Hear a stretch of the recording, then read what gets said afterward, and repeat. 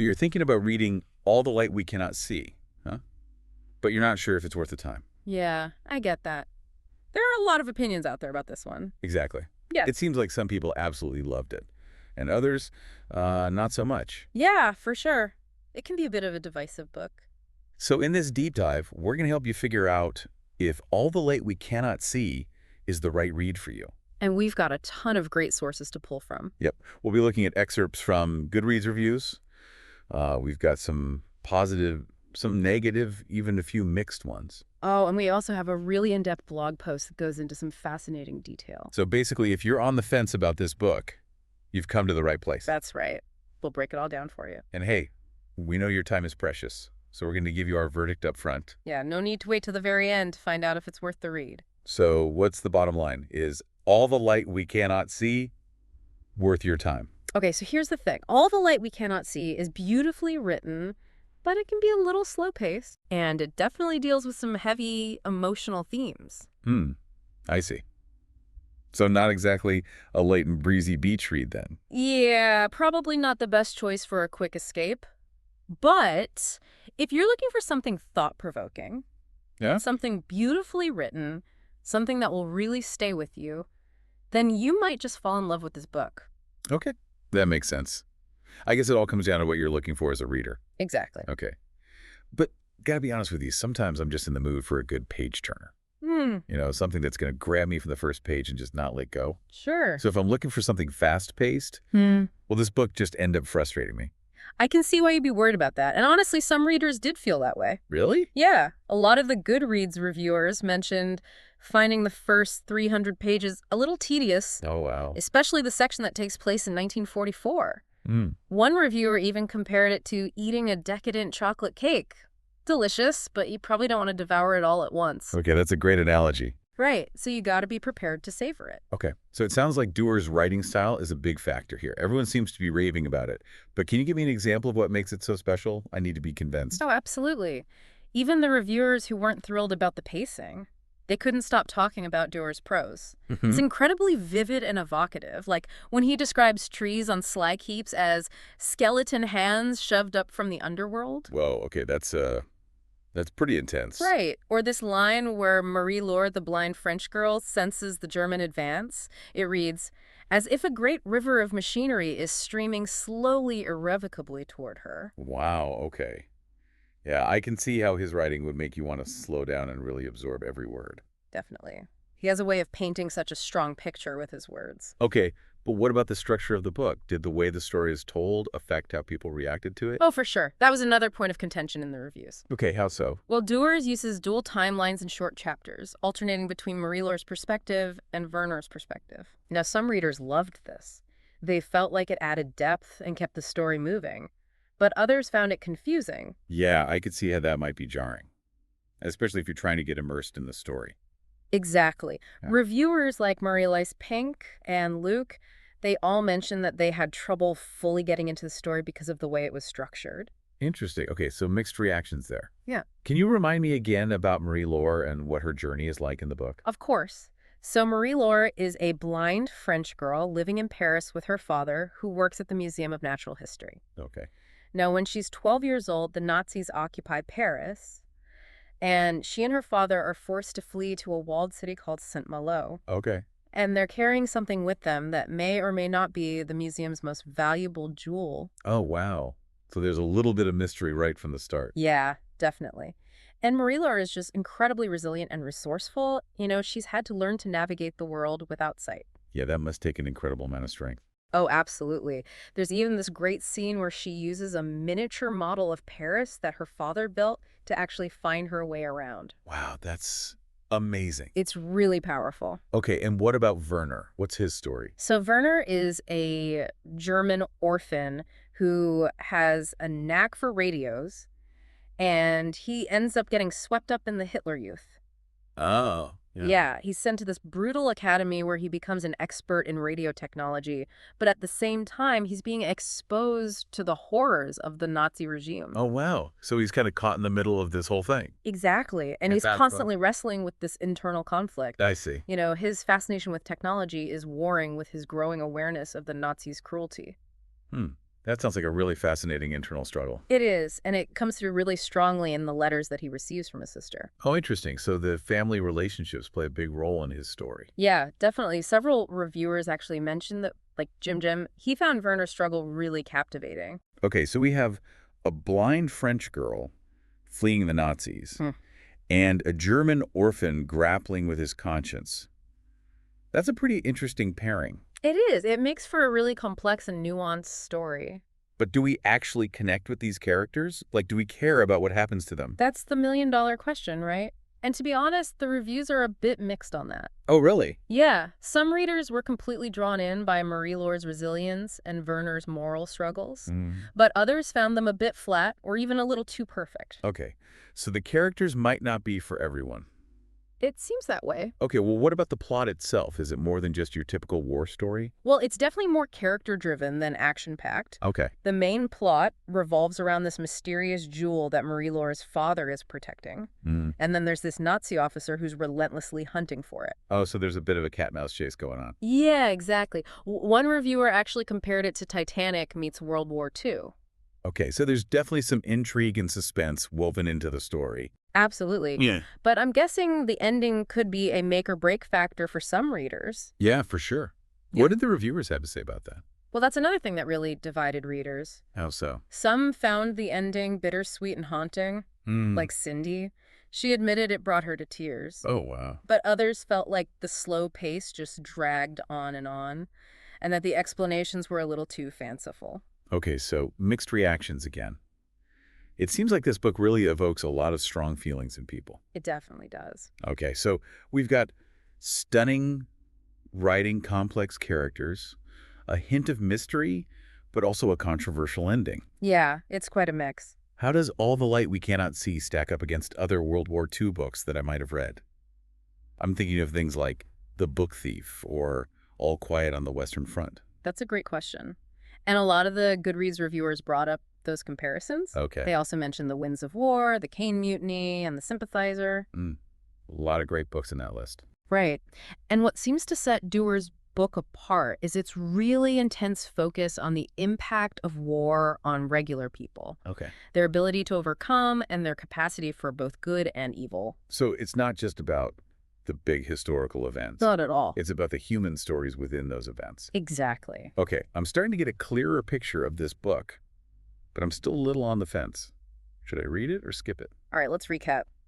Doerr's writing is phenomenal, but the slow pace and the length might not be for everyone. The characters are well developed, but you might not connect with all of them. Okay.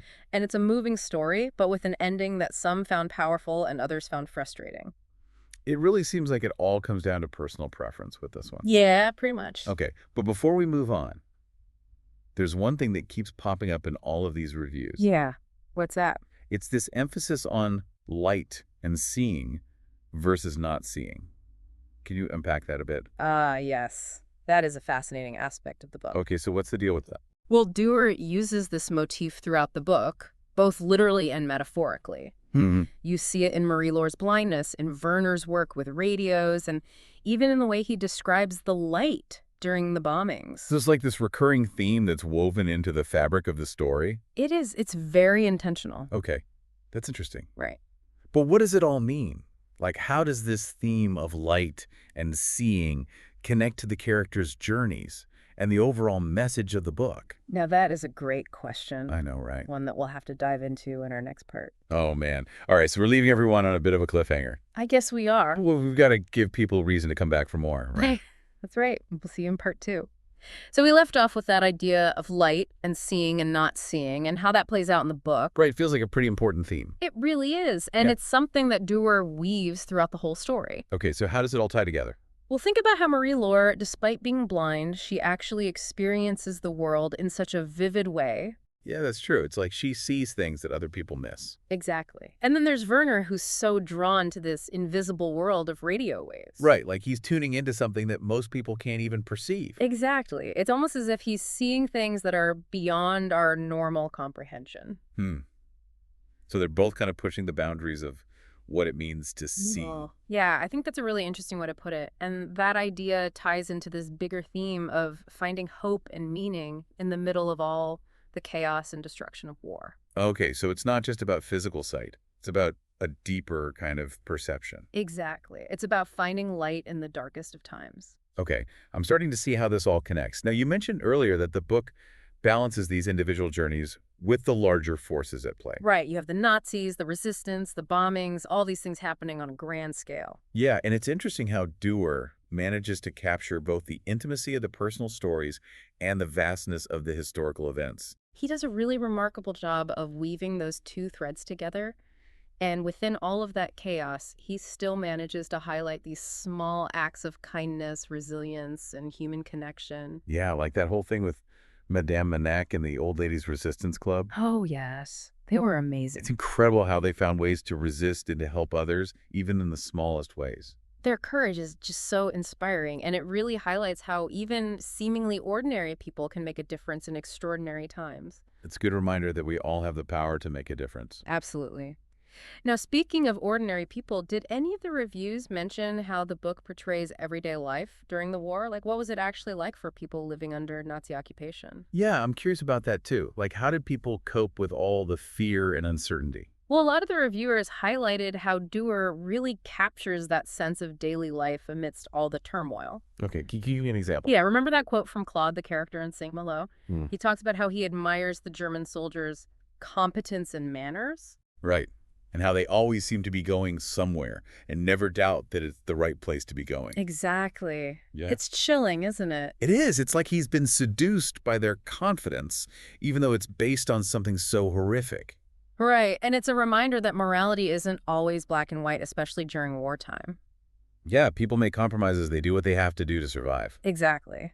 And Doerr captures that moral complexity in such a nuanced way. Okay, so it's not a simple good versus evil narrative. Not at all.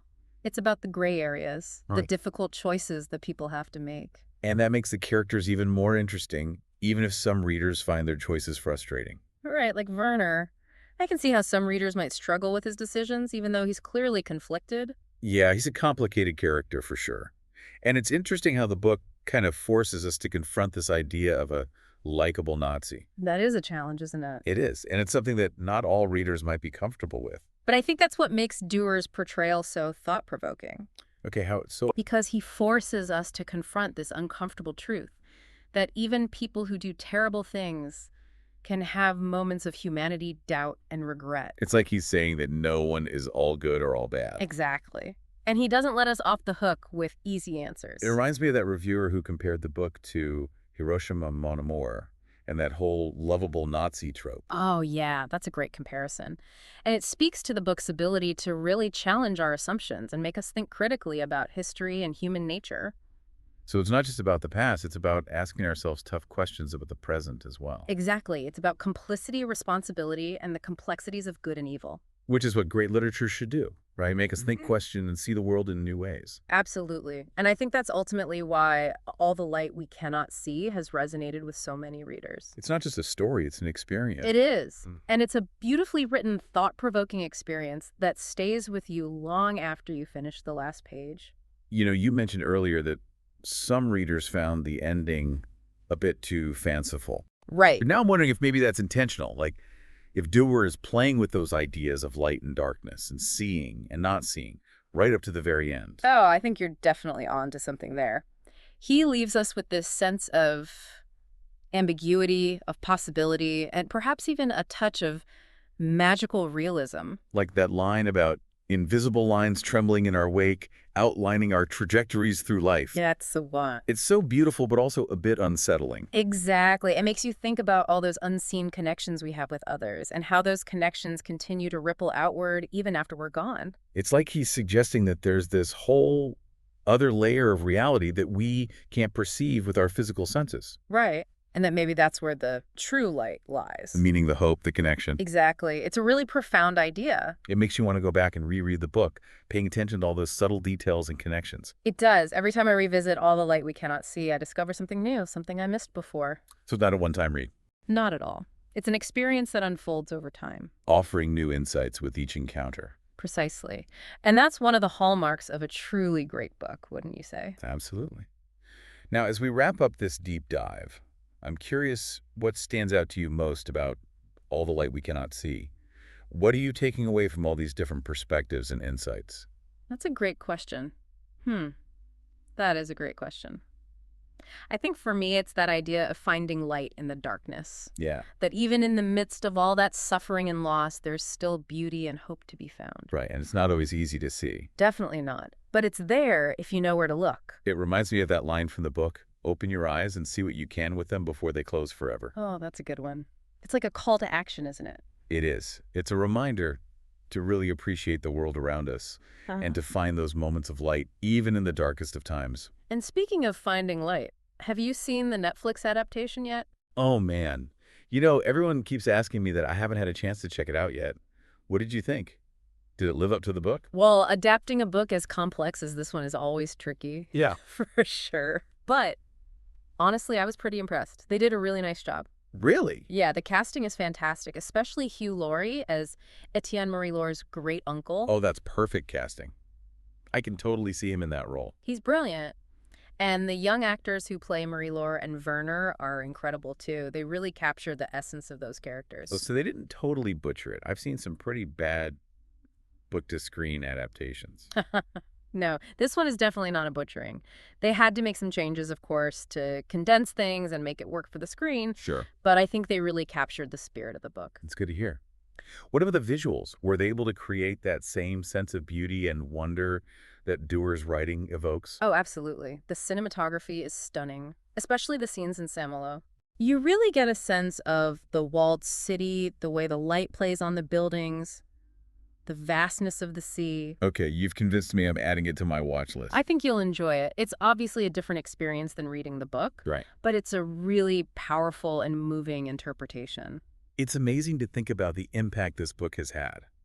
A Pulitzer Prize, a Netflix adaptation, millions of readers around the world. It's touched so many people. It really has. Yeah. And I think it's because it speaks to something universal, something that transcends time and place. Yeah, like that search for meaning, the power of connection, the resilience of the human spirit. All of those things are so beautifully explored in this book. And don't forget the power of stories. Right. Stories have this incredible ability to connect us and to help us make sense of the world. They illuminate our world and help us to find our own inner light, even in the midst of darkness. And on that note, I think it's time to wrap up this deep dive. Sounds good. So if you haven't experienced All the Light We Cannot See yet, Yeah. we encourage you to check it out, whether you read the book, listen to the audiobook, or watch the Netflix adaptation. It's a journey worth taking. And if you have experienced it, we'd love to hear from you, what resonated with you, what stayed with you. Share your thoughts. Join the conversation, and let's keep exploring the world of literature together. Absolutely. Until next time. Happy reading.